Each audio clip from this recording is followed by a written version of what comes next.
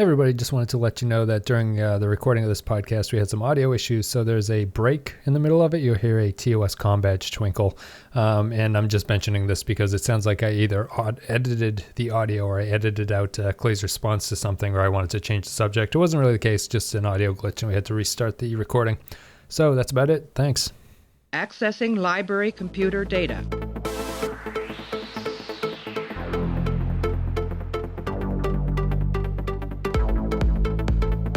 Out there are no saints, just people. Hey everybody, welcome back to the podcast. We're continuing our DS9 coverage. We're running through all the episodes of DS9. We just made it to episode 20 of season 1.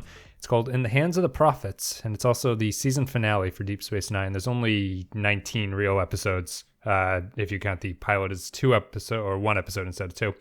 Anyway, this one was directed by David Livingston, written by Robert Hewitt Wolfe, aired back on June 20th, 1993. In this episode, friction escalates when Bajoran cleric Vedic Wynn arrives on the station and finds Keiko O'Brien teaching Bajoran children that their gods are wormhole aliens. That's kind of an odd description from Wikipedia, but that's what it is. Anyway, we're joined by Clay. Clay, how are you? I'm good. As far as I'm concerned, there's only been one real episode of Deep Space Nine so far. Yeah. Well, does that tip your hand towards this episode, or is that just not counting this episode and going forward? No, this one was fine. Yeah. We'll take a little break. We are going to play an audio clip, and then me and Clay are going to come down and break down In the Hands of the Prophets. Sometimes I wonder if we'll ever find the common ground we need to bring Bajor into the Federation. Major, would you join us? We've been talking about an incident this morning at school. I heard. Vedic Wynn's been meeting with some of the Bajoran civilians about it. What do you know about her? She's from an orthodox order. She has some support to become the next Kai. Probably not enough. The question is, how much support does she have on this station? She has mine. You can't possibly believe teaching the facts about the wormhole amounts to blasphemy. I think some revisions in the school curriculum might be appropriate. You teach a lot of Bajoran children. I'm not going to let a Bajoran spiritual leader dictate what can or can't be taught in my classroom. And maybe we need two schools on the station. One for the Bajoran children and another for the Federation. If we start separating Bajoran and Federation interests... A lot of Bajoran and Federation interests are separate, Commander. I've been telling you that all along. Nobody's saying that there can't be spiritual teaching on the station, Major. But can't it be in addition to what's taught in Mrs. O'Brien's classroom? But if she's teaching a fundamentally different philosophy... I'm not teaching any philosophy. What I'm trying to teach is pure science. Some might say pure science, taught without a spiritual context, is a philosophy, Mrs. O'Brien. Clay, I want to ask you something on a personal level here. Yes. Have you ever reacted to someone the way O'Brien reacts to that store guy when he tells him he can't have a Jumja stick? Have you ever lost control over something so minor? Apparently, that was kind of a it was kind of a weird scene to me. That scene, is the memory I think I have of watching this episode, is how the episode seems to not have a lot of time to really delve into the argument of O'Brien's escalation into getting angry in that scene. So he's just like, "Can I please have a Jumja stick?" And the guy says no. And he goes, "You motherfucker!" And then he grabs him by the tunic and is ready to punch him. I thought it was a quick escalation on O'Brien's part. Yeah, fortunately, I've lived a fairly charmed life, so the only reason I think I've ever gotten that heated quickly is probably in my younger days debating Star Wars or something stupid like that. We're going to be talking about In the Hands of the Prophets. I told you, Clay, when we watched Emissary, the Prophets are actually going to come back, and come back they did. This episode... More like clap back, am I right? Yeah, this episode is... The original idea that they wanted to do for a season 1 finale for DS9 was to have a cliffhanger, because the producers and the studios really love cliffhangers for series like these. After the success of Best of Both Worlds, they did it for TNG basically every season. It was a cliffhanger. It was so good it had a Van Halen song written about it. In the Hands of the Prophets was originally going to be Picard and the Enterprise return to the station, and they team up with Sisko and crew to defend against the Cardassian invasion of Bajor again. Mm-hmm. That was supposed to be the original idea. Michael Pillow decided he didn't want to do that, and he wanted to bookend the season with a callback to Emissary to sort of bring back everything that Emissary had talked about and opened up with. I think that on a general point, I like this episode. I would like this episode. I think this episode would be a whole lot better if any of the episodes in between Emissary and Now had anything to do with any of the stuff that goes on in this episode. Yeah. The episode feels like it takes a lot of liberties with what the audience is supposed to have understood of what's gone on through the first season of DS9 in a way that they don't show you it, but they tell you that all this stuff has been happening over the course of time. And that's sort of my weak point of it. Although if it was a season that was written better and actually involved some of the stuff that they were talking about in this episode, I think it's actually a pretty good season finale. And as it stands by itself, it's pretty good on its own. But what did you think? Well, I lost my train of thought there for a second. Yeah, no, I liked it. I honestly, I was a little bit surprised this was the season finale. I'm kind of coming at this at a different point of view, I think, because I thought that I haven't watched anything else really of the season involving any of this stuff, so it didn't really feel weird to me that there wasn't anything that they weren't following up on for me because I hadn't seen anything else. So I thought it actually played really easily and well as a standalone episode because they kind of, they start off with the just in case you forgot about the wormhole, here's 5 minutes of exposition about it. Yes. And I kind of felt like that gave you everything you needed to know, that opening scene. Like I didn't feel like the few episodes I have seen, I knew the characters enough that when put in this situation, I understood it and wasn't lost at all. I mean, I think that it does function as a standalone episode. So I think that it works on both of those cases where I think you don't really you don't need to know anything about what's gone on, and nothing has really gone on in regards to this stuff. Yeah. So it works on both ways there. What I'm saying is just that it's kind of hinting at the serialization that the show wants to do, but it didn't do any of it in the first season. Is that we have this? Oh, I see. They've just kind of jumped to the end and fill in all the blanks about the Bajoran stuff. But this is the all right, yeah, that makes sense. Like this is the very first episode that mentions the Bajoran political stuff that's going on, the quasi-religious political implications that are going to be happening. Okay. I guess I kind of assumed some of that stuff had been brought up before. Right. This is the first time we've ever met Vedic Wynn or Vedic Burrell. So those are two new characters to this. Oh, okay.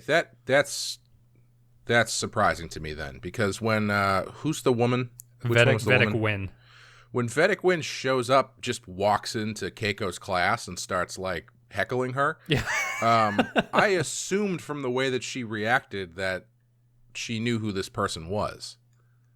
No, yeah, that's totally really weird character. then. Yeah, so it's like, imagine if you just like waltzed by an elementary school and walked into their science class unannounced and were like, "Hey, what about creationism, guy?" Yeah, we met their version of the Pope, who's called Kaiopaka, and she was in things, but she is not this Vedic Wynn. So basically, to break it down, the Bajorans are kind of being played off as the Catholic Church in a lot of senses. Basically, the Pope, who's the Kai, and then the Vedics are the priests, or the bishops, and Vedic Wynn is being portrayed as the fundamentalist version, and Vedic Burrell is the more progressive, sort of almost populist in a sense version of it.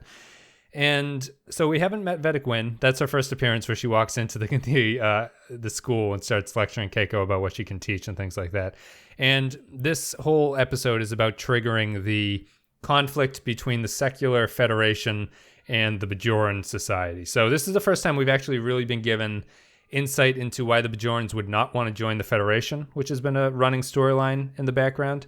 Mm-hmm. And so they're taking a religious angle with it, which is interesting. And it's, Sisko gets frustrated with them throughout the episode. And it's a way that the Bajorans will be continued to be defined going forward and stuff like that. But I think that the episode itself does a pretty decent job of setting all that up within the confines of what was set up in Emissary, like Sisko being called the emissary to the prophets and things like that. He's in Emissary, he never actually seemed to react to that. In this one, it's shown that he is uncomfortable with the position, obviously.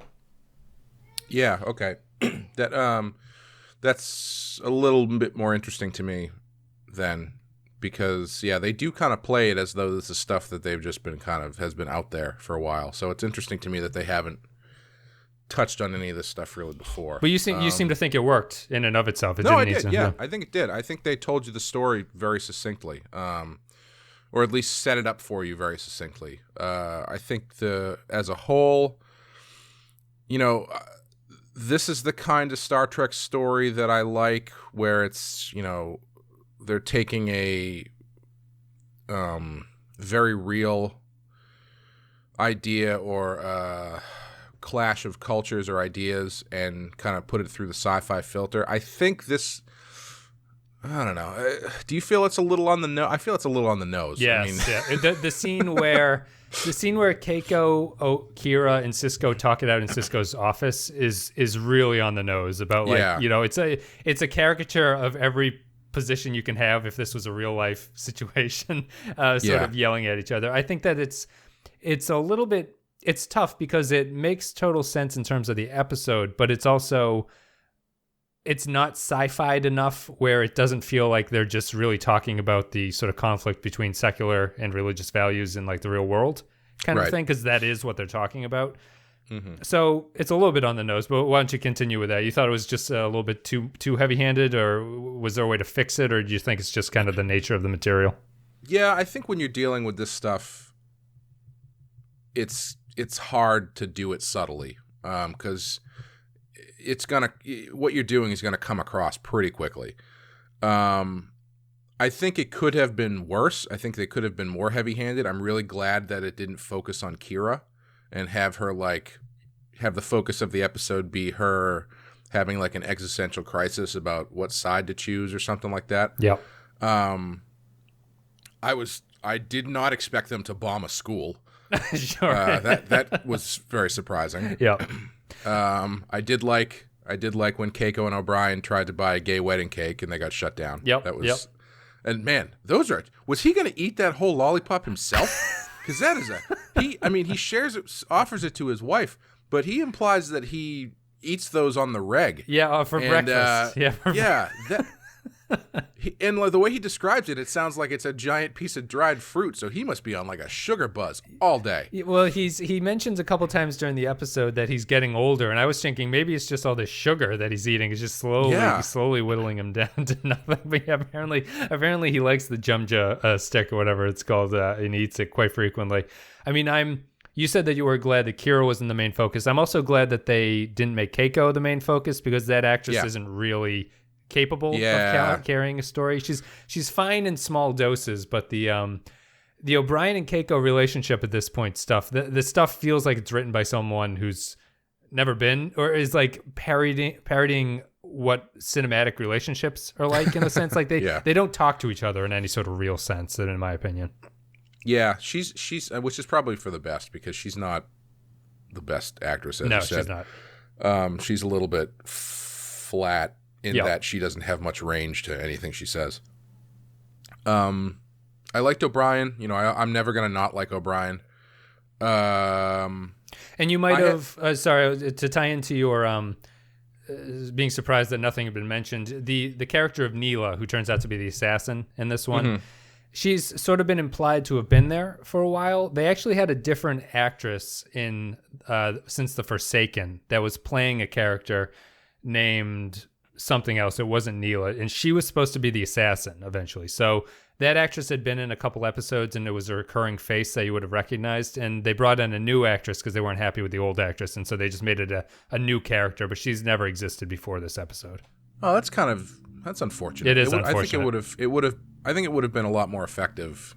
Not that, it's not effective, but I think it would have had a little bit more weight if it had been an existing character. Yep, I agree. That's what their original intent was. I guess the actress just didn't manage to do the job, which is funny because she doesn't stick out in my mind as being particularly bad, but they might have cut a lot of stuff. Yeah. But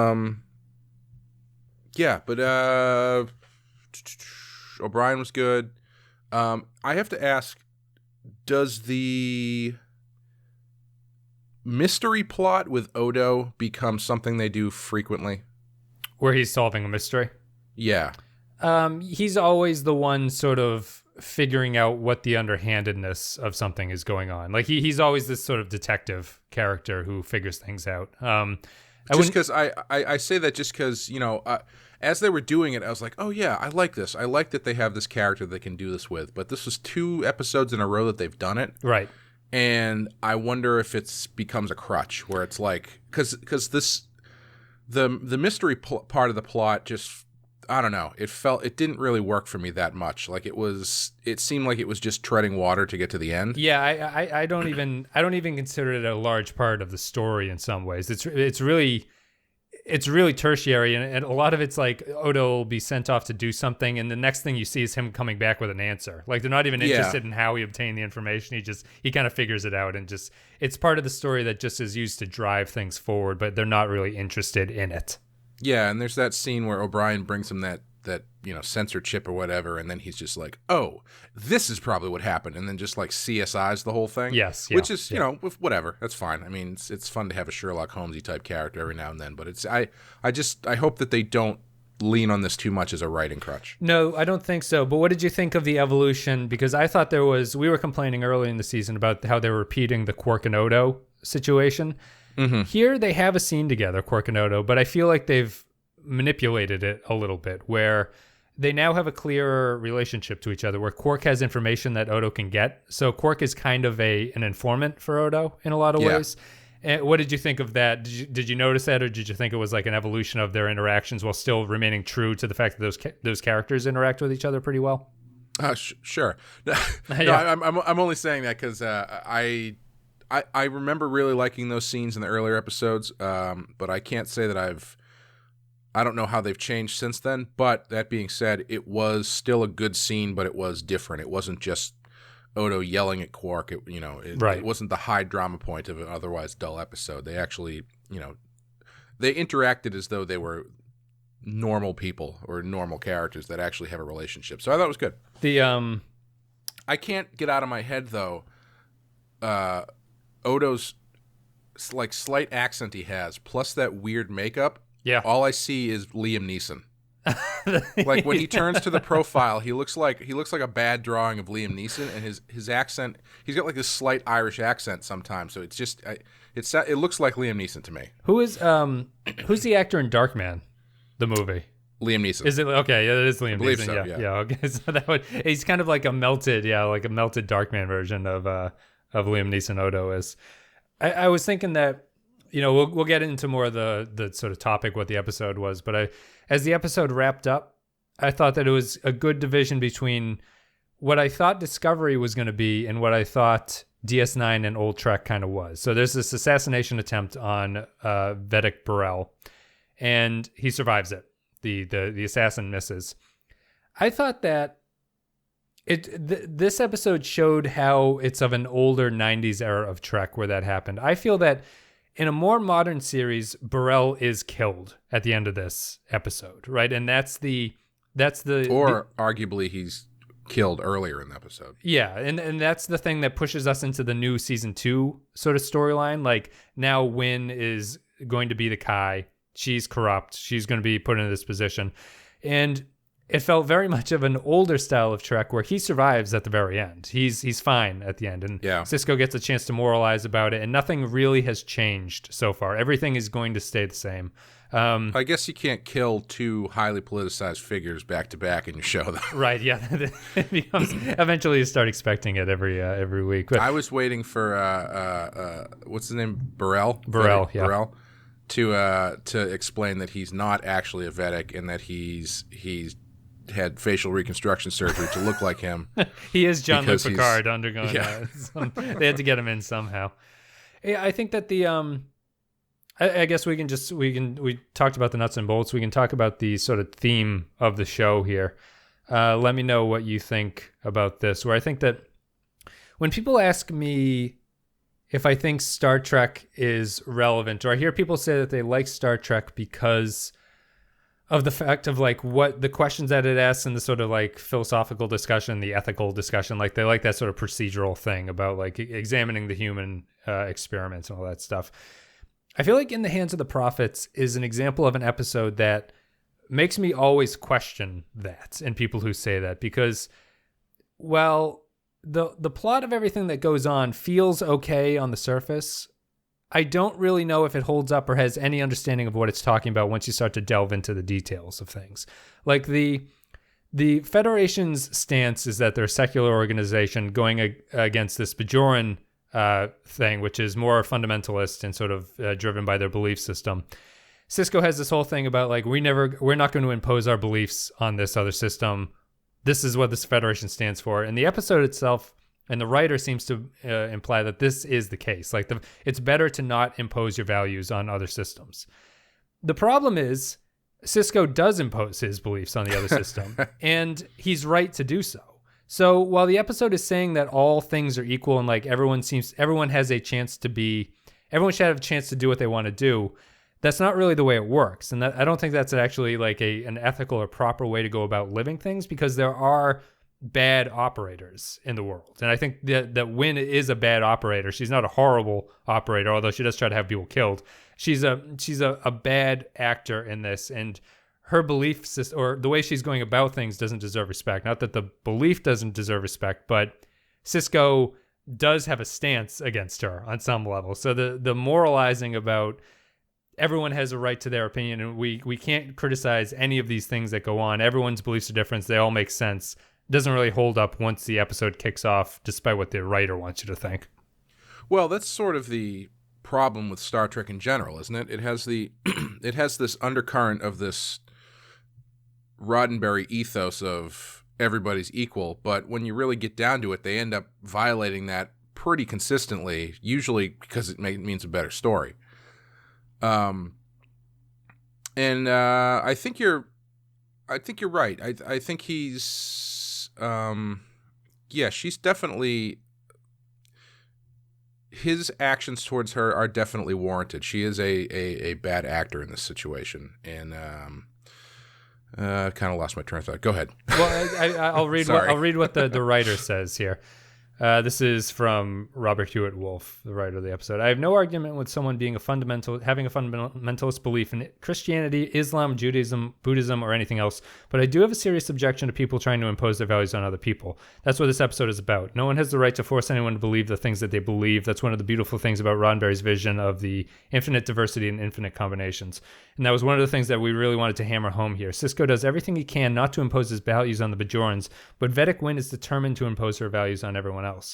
I would argue Sisko is imposing his values on people. Like, if you believe that killing people is okay, Sisko saying you can't kill people is him imposing his values. And while everything is kind of, there's no natural order to any of this that you can fall back on. We're really just making arguments about what's better for people to do.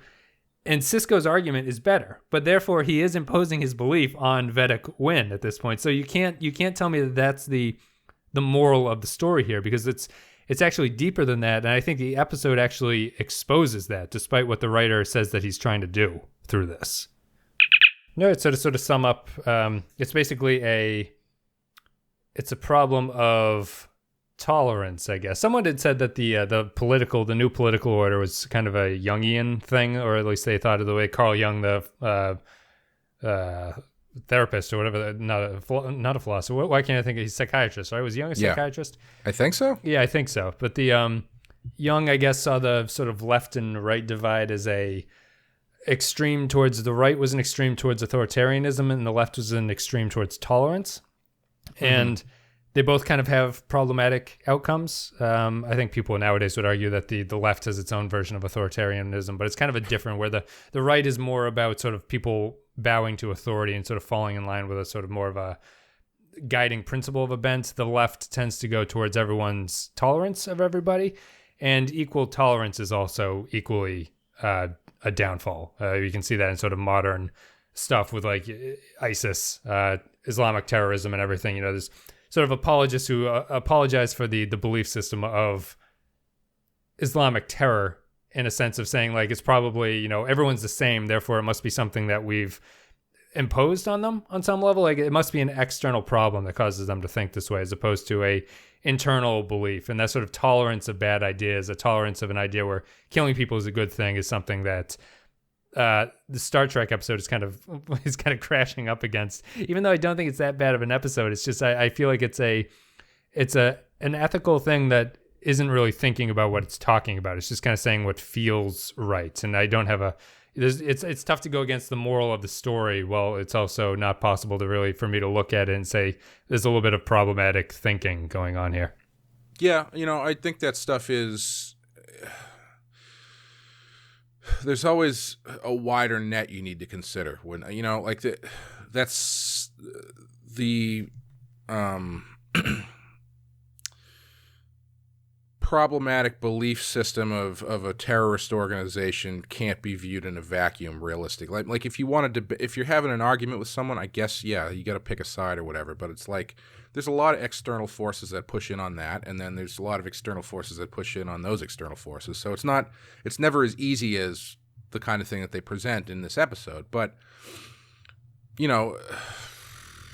this is at least they're presenting the idealized version of it, I guess. Yeah, I'd agree with that. Which is, it's sort of an ethical negotiation to an extent, where it's like, well, ideally you would present the most idealized version of something, and then hopefully where the person viewing it falls is still towards it, but probably not that far. Right. It's you present the most an extremer version of it, and then hopefully at least plants the seeds for thinking about it constructively and coming to a positive conclusion. Yeah. In terms of a season finale, did you mention that you didn't really feel like it felt like a season finale, or you thought that it was kind of odd to you that it was a season finale?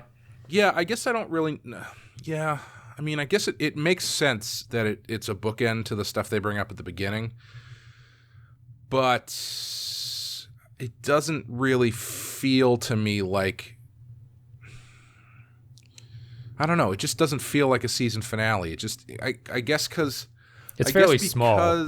Yeah, it's small, and I guess because the, is it Bajoran or Bajoran? P or B? B. Because the Bajoran stuff is a constantly existing thing, it just feels like this is the day we're going to do a Bajoran story. Sure. It doesn't feel like there's any larger, implications to it, I guess. Yeah. At least not from my viewpoint anyway. Right. The story is just sort of settling into what's normally going on the station in a lot of sense. Yeah. I guess it just didn't feel like it was anything other than like a Tuesday on Deep Space Nine. Yeah, I mean, to me, it's sort of... not that I guess... Sorry, I was just saying, not that it necessarily has to. I don't really know. I guess it depends on what you're looking for out of a season finale. Yes, yeah. I mean, I think that it's definitely not a cliffhanger, as they were trying not to do. I feel that it ties into my point earlier. Just it feels like a season finale in the sense that they have kind of claimed that they've wrapped up some of these storylines. They haven't even really wrapped up storylines. They've just kind of bookended what happened in Emissary on some level. Right. On a character level, the Kira and Cisco relationship does feel like this is kind of a season-ending story for those two, where they've come to a sort of mutual understanding with each other about what's going on. Although, is there ever a relationship angle with those two? Because no. It seems like they're kind of into each other. No, it seems like it's building. No, those two never have a relationship. And the series itself is still not at a point where they're really embracing serialized storytelling. So there's no. Maybe we're judging it unfairly by saying that it's wrapping up storylines when it's really never been trying to do that for most of the season. It hasn't been about that on any level. I think it's just a nice sort of.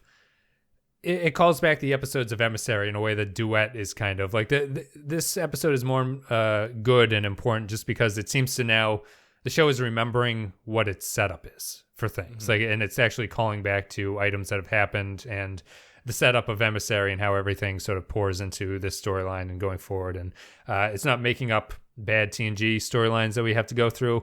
The mystery subplot is kind of the TNG holdover here, where you could argue where it's like, oh, what happened to my tools? Oh, Odo will figure out what happened to this person. Oh, it's with computer analysis shows that the person wasn't where they were supposed to be.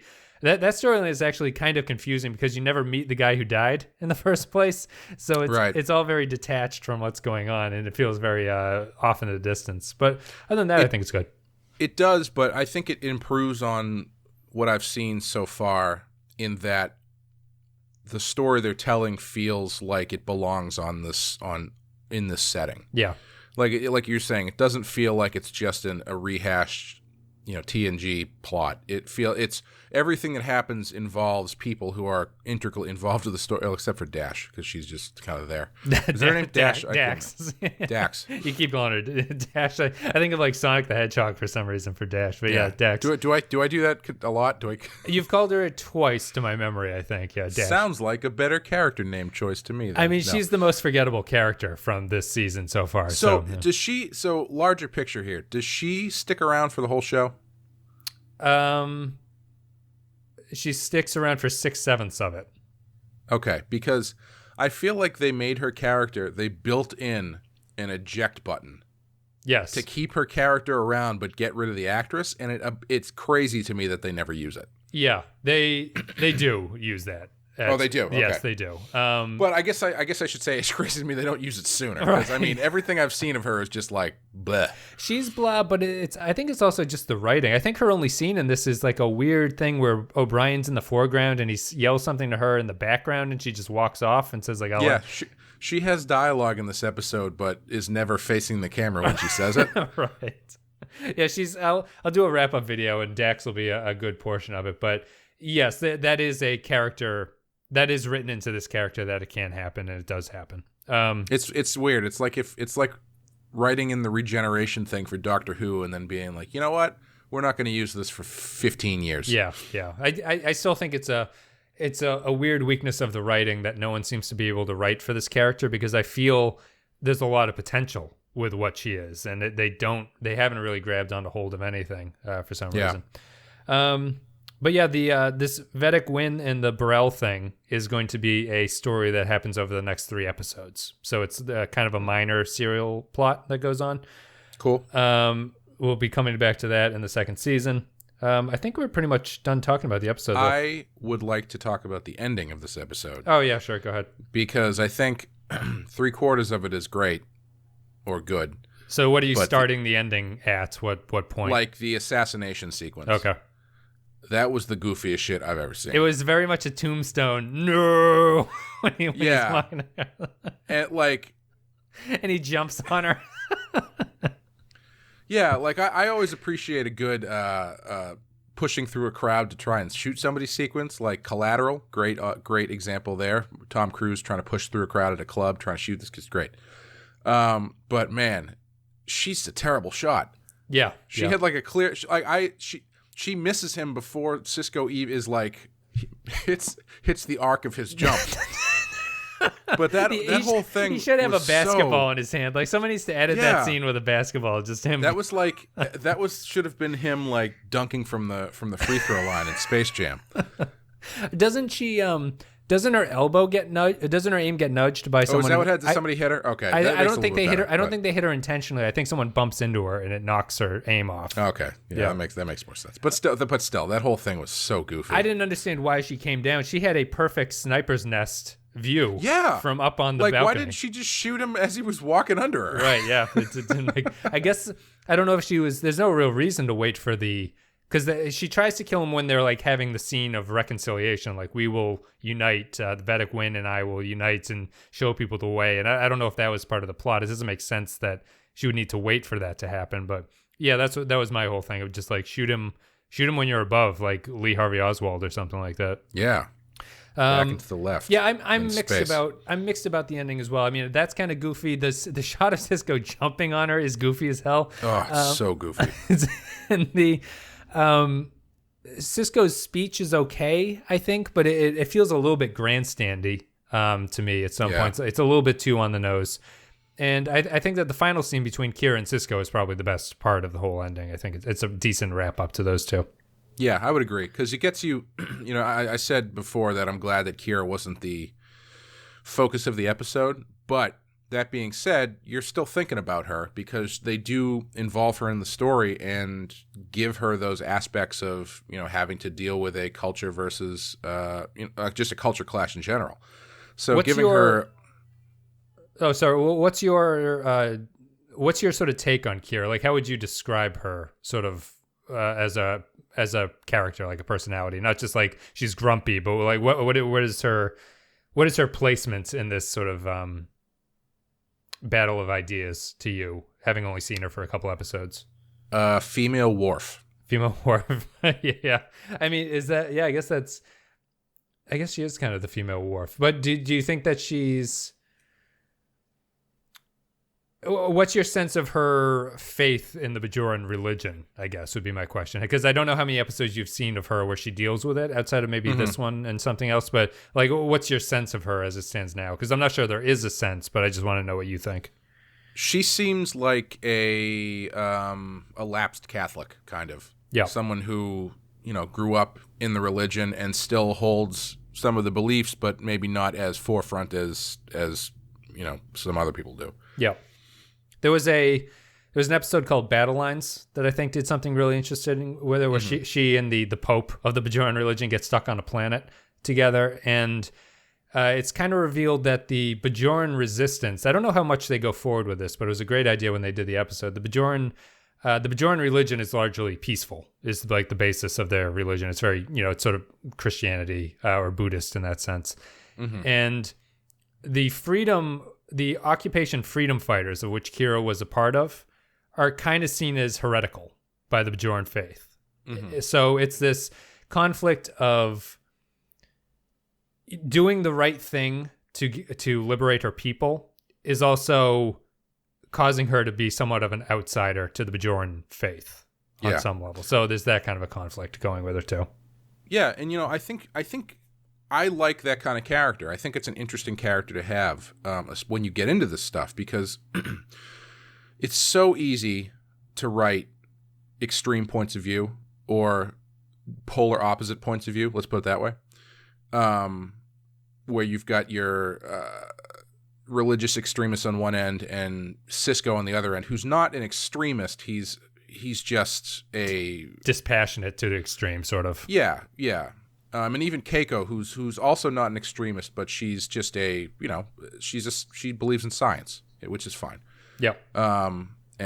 And having Kira in the middle, I think, even if it's only tangentially, I think it's a good character to have, because it's a realistic character to have, because there are those people who work certain jobs, who have drifted away from whatever their religious upbringing is, but then when pushed, some of those things just click back in and they have to think about it. Right. It's not an automatic, siding with either one. It actually causes them to think about their own opinions about stuff. And I think those characters are really interesting, because that's where you can build conflict from. Yep. And she can actually wobble a bit. She's a character that's set up to her ideology can wobble between. Sisko, you'd have a harder time wobbling, right? Like seeing him sort of have non-Starfleety opinions, or a background, a system of belief that's not based in that sort of like this secular Federation-y type stuff. Him wobbling is a big deal. Kira, it makes more sense, and you can understand stories that go both ways with her. Yeah, definitely. But I think that's it. We'll take a break, play an audio clip. We'll come back, read patron thoughts, and wrap up In the Hands of the Prophets. Neela insists she acted alone, unless you want to consider the prophets co-conspirators. She'll never tell us the truth. We'll never be able to prove that Wynn was involved. You okay? Okay. I've forgotten okay. I haven't seen okay in what seems like years. And I was just sitting here thinking. Last year at this time, I was fighting the Cardassians in some nameless swamp. And if you'd stopped by and told me that just 1 year later they'd be gone, I'd be wearing this uniform, up here in charge of protecting some wormhole. Protecting your celestial temple. I envied Vedic Wynn because she was a true believer. I wanted my faith to be as strong as hers. Maybe it is. I've got a report to put together for Starfleet. You ought to get some rest. I'd rather help you. Commander, I heard what you said to Vedic Wynn at the school. I just wanted you to know. You were right, what you said about the Bajorans. At least about me. I don't think that you're the devil. Maybe we have made some progress after all. All right, everybody. So if you support the show on patreon.com/the Pensky File, you can leave your thoughts about upcoming episodes and they get read on the podcast. We'll go through them right now. Starting with Holly McLaughlin, In the Hands of the Prophets, the creation-evolution debate. Raise your hand if you thought, watching this in 1993, that by the time the series was 25 years old, this couldn't possibly still be relevant. No, it's going to be relevant. I don't know if we'll ever... It's, arguably more relevant now than it was then. Yeah, probably. I mean, it seems smaller back then on some way. It was like more of a state-level thing, and now it feels like it's boiling over into something else. Yeah, I feel like as I was thinking about it, I was trying to think back to...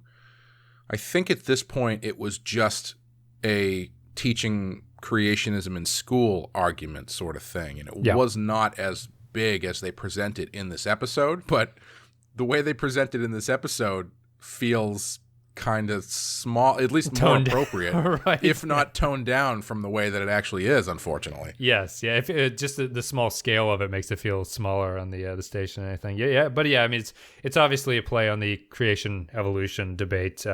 Just a sort of a very generic take on that kind of stuff. Matthew Ross writes, every time I've seen In the Hands of the Prophets, it always makes me ask, why is Nurse Ratched so mean? I think Louise Fletcher played the role perfectly with a self-righteousness that pervades the character and the real-world parallels that make neutral conversations sometimes really difficult. Is that who that is? Is Nurse Ratched from One Flew Over Cuckoo's Nest? Yeah, Louise Fletcher, yeah. Oh. So, and she'll be back for a couple episodes, obviously. The First Order is nothing but smoke and mirrors. In the Hands of the Prophets is a rare episode that manages to get good mileage out of Keiko's sharp-edged personality. Obviously, we like her more than Wynn, but you can at least see how Wynn could turn people against her in Starfleet's know-it-all attitude. Burrell comes off the best, but unfortunately never quite lives up to his promise, though I continue to like him more than a lot of fans do. Stephen Cobb says, In the Hands of the Prophets, as noted, there are echoes of the evolution creationist arguments, though I felt like it morphed into a commentary on fundamentalist terrorism with the whole religious leader manipulating the faith of their flock for their own purposes. It's interesting to see that Burrell was playing political games along with Wynn. On a lighter note, Odo's offhand "seek them yourself" was pretty priceless. I did like that line. It's after he separates O'Brien from the Jumja seller. He's the guy says to seek the prophets, and Odo says to seek them yourselves. Yeah. The onesies that the kids are wearing look uncomfortable. I'm pretty sure at this point Jake is entirely too old to be wearing one. He actually seems too old to be in that class of kindergartners. Yeah, he does. So when I've only been to Disney World and Universal Studios once in my life, and it was when I was in the 8th grade, which was a weird time to go because you're like too old to enjoy the stuff as a kid, but not old enough to enjoy the stuff as an adult. So it was a weird time. Yeah. And while we were there, we went to Nickelodeon Studios, which I wanted to do forever and ever. And one of the things you get to do is, they do like a game show and you can sit in the audience, and which I desperately wanted to do. But once I got there, I looked around and it was like, oh, I'm surrounded by like 10-year-old kids. And then there's me, like 6-foot me sitting in the back of this stupid fucking thing. Just like mortified for my own position as I'm thinking about it. And that's how I feel like he is. He's just a little bit too old to be hanging around with those kids. That's how I played in there was some, like when I was younger, there was some basketball league that I was involved in. And I got like signed up. My parents signed me up. And I was like basically as old as you could be. But the age range of the league was such that like kids are really different in age in size that they were. So I was much like, I'm not big by any stretch, and I didn't have like growth spurt until later in life, like high school, but I was just bigger than all the other kids. And it's like this awkward thing of feeling, I belong there, but it was awkward in the sense that like I'm just a little bit too big for this league. Like this is not appropriate. I shouldn't be playing center on a basketball league. And at that point in your life, it doesn't feel cool. No, right. To be like, because you just want to be like one of the kids. Yeah. So if you're a monster, like apparently you were, and I was, it feels a little weird when you're put in those situations. Right, you stand out to a degree that Not you don't want to go on a complete tangent, but to finish my thought about the Universal Studios. The thing that was when I was down there was before they revamped the place, And so they still had all the shitty rides, like the King Kong ride, and we waited in line at the ET ride for like an hour and a half, which I wanted to burn that thing to the ground by the time it was done, because that's the worst ride I've ever been on in my life. Yeah. I don't care what he says to you at the end of it. But so they had some cool stuff, but the rides in general were pretty shitty. And then we're walking, my dad and I are walking, and then there's this big thing of like, what's coming soon? And it was almost like a carnival barker came out and was like, hey kid, do you like Spider-Man? I was like, yeah, I love Spider-Man. Do you like the X-Men and the Incredible Hulk? Well, yeah, I do. Would you like to go on rides that feature all of your favorite comic book characters? Well, yeah, I definitely would. Well, you can. Next year, when you're not here. Like, we walked into this presentation thing, and it showed this amazing Spider-Man ride and the Incredible Hulk roller coaster and all this awesome stuff, and I was just like, oh, cool. I guess I'll go sit on the King Kong ride for the 5th time because there's no line. Come back next year. They sell you a timeshare. That's what the parents are there for. Well, hey, they've got a Simpsons thing down there, so I've been meaning to get back there and tear it up. So. Yeah. I haven't been since I was a little kid, I don't think. Continuing Stephen Cobb's thing, the slow motion scene with Cisco yelling and trying to stop the assassination was fairly effective in heightening the drama of the scene, mostly due to the director's producers not ever really doing it. I would say it was 80% cool, 20% too much. I'd probably go 50-50.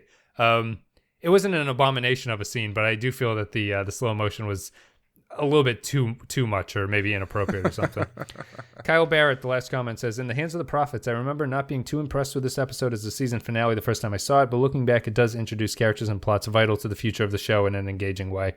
For the most part, the school debate is handled well. I like that just when everybody is arguing against the religious teachings. Cisco has a great scene with Jake on the importance of respecting the Bajoran culture. I think Burrell is miscast for what his role will develop into, but here the performance is solid. Wynn's a great antagonist, but I think at this early stage of the show, I would prefer it to only be implied that she was involved in the assassination plot, with her intentions being a little more ambiguous than playing up the villainy. Here's a question for you. When presenting stuff like this, where it's philosophical arguments, do you think that there needs to be a position taken, or do you think you can lay out both positions and sort of let the characters do what they're going to do without actually making a stance on it as a writer? I think that you can do either one. It depends on what you're trying to say. And I think that you could have two characters of philosophical decisions, and you as a writer are not sure of which the better one is. And I think in that case, you have to write both of the characters very carefully. Mm-hmm. And I think that there are ones where you're trying to make a point of something, which is what I feel that this episode is. And I also feel that when you do that, you have to have a solid understanding of what you're actually talking about on some level. Like you can't do this sort of, in my opinion, this is a little bit of wishy-washy philosophical stuff in this episode. And it depends, because I feel that maybe it's a problem with Star Trek that I have, is that I disagree with the Roddenberry ethos in a lot of sense. Not just on it's terrible on a storytelling level, but I also believe that there are better ways of doing things. And the Federation is being disingenuous when it claims that everything is valid. Like everything people do and believe, you can't really judge them. You can't say this is a bad thing that you're doing, right? Because I do feel that there are bad ways of acting and they're not. And if you disagreed with that, would you want to live in a world where people could just murder and rape each other? Right. It's like, obviously not. If that were the true ethos, then Starfleet wouldn't exist. Right. Or at least it wouldn't do the stuff that it does. Because, I mean, as much as they claim to not be a military organization, they very much are. Yeah. Yeah, I think you're right. I think you can do both of them. I think a lot of times I see criticisms of things where it says, "Oh, they present opinions, but they don't. They're too. They don't have the they don't. They're too cowardly to make a stand on it, and then that comes off as being, I guess, cowardly again. I'm trying to think of another word, but that's kind of the way that it's represented. Yeah. And I don't necessarily believe that. I think I don't think we could get into a larger conversation about this in general, but I don't think that what your characters do has to be any sort of reflection of the personal beliefs of the writer. No. And with that in mind, I don't think you're obligated to make a stand on anything unless you actively want to. I think there's nothing wrong with presenting actions on both sides of an equation and then letting people kind of parse it out for themselves. Like I don't think you're morally obligated as a writer to tell people that this is bad or something. You know what I mean? Right. Or tell people that something is wrong or something is right. Well, I feel that maybe I disagree only in the sense that I don't feel that every script should come out and tell me what the good thing to do is. Yeah. There's a maturity to writing where you do the bad thing, but the bad thing exposes why it's a bad thing, kind of. Like right. And that's a little bit like I don't need the self-aggrandized sort of moralizing that goes on in some of the Star Trek episodes where the darker take is to just show how the wrong thing happens. And it feels like Breaking Bad is an example of that. Like the people who like Breaking Bad and sort of have problems with, the Skylar character and stuff are the people who don't really understand what the show is saying. Like you're not understanding what the Walter White character is about at that point. And I wouldn't want everything dumbed down to like an after school special level of stuff. But I think that some people don't do enough thinking about what the show is actually trying to say. Not that all shows are built to do this, but some shows are built to sort of understand what the characters are trying to say and you to interpret it in a way that makes sense. Because I feel that if you're a good person, it's kind of hard to write a story that doesn't have a larger point about what's good, even if you examine the bad side of things. Oh yeah, definitely. Yeah, and I don't want it to sound like I'm making an excuse for Clay's rape and torture miniseries. Yeah, when I go out and write about like, well, what if Hitler wasn't so bad? Right. I'm not saying that, Yeah. but it's just I think I think most of the time, these things are written by people who do have a moral conscience or moral compass, so that stuff works it out just naturally. Yeah. But yeah, I don't think you have to necessarily exclaim your own point of view when it comes to this stuff. Here's my sort of sum up point. I think that like there's a lot of political turmoil in the U.S. at this point, and you're going up against this thing that's sort of referred to as the alt-right, and it's a lot of people who have read the bell curve, or at least claim to have read the bell curve, and they have sort of opinions about the difference in intelligence between groups and white nationalism type stuff. Mm-hmm. The problem, and I think it ties into what this episode is that the problem with in my opinion, the problem that the left has in combating this is that we've been raised to not understand why we think the things that people do think. Mm-hmm. So when you come up against racism, people can only knee-jerk and say racism is bad. And like clearly, in my opinion, clearly racism is bad. But we've lost the ability to explain why. Thank you for reinforcing that. We've lost, or people on the left. But what if Hitler wasn't such a bad guy? People who are on the left who try to combat against this aren't able to explain why it's bad. And it all comes down to like the ethical position that you take. And this episode, in my opinion, is that idea. It's saying this is wrong, but I don't really understand why I think that, and I think it in actually a contradictory way. So the way that it goes against this alt-right thing, because the alt-right is built around this sort of, we read these books that have, like the philosophy is fucked up that they're talking about, and there are ways to combat that philosophy, but you have to understand the point of what you believe. You can't just knee-jerk and say, this is bad and I'm right, even though I can't explain why I think this thing. You can't just punch him in the face? No, I'm actually the non-puncher. I didn't realize that was an option. But that's my sort of take on this episode. It's like I think we just lost a lot of followers. It feels good to say these things, but you need to understand why it feels good to say those things and why these things matter. And you can't just say it and expect people to go along with it. That's my point. Yeah, definitely. But I think that's it. What if Hitler wasn't such a bad guy? It's all I'm trying to say. It's all I'm trying to say. But what if? I think that's pretty much it. But guys, thank you very much for listening to this season of DS9. We'll be moving to Deep Space Nine Season 2 after this. You can go to all the social media, blah, blah, blah, Facebook, kids screaming in the background, Facebook, Twitter, blah, blah, blah, all that stuff. you go to Patreon, you can support the show, even though Patreon's making some weird changes. So hopefully people are still going to stick around. And if you want to support the show, give a couple dollars a month, and it helps keep things coming out in a timely manner. You can go there. The $10 patrons over there always get a shout out. Stephen Cobb, Holly McLaughlin, Jay Stanley, Mike Burnett, Matthew Ross, Magpie Nest Productions, Ben Douglas, Tax Owlbear, Kyle Barrett, Joint Mingo, Vincent Adultman, and Tarek Latif. Guys, thank you very much for supporting the show. Anything else, Clay? Is that it? Are we done?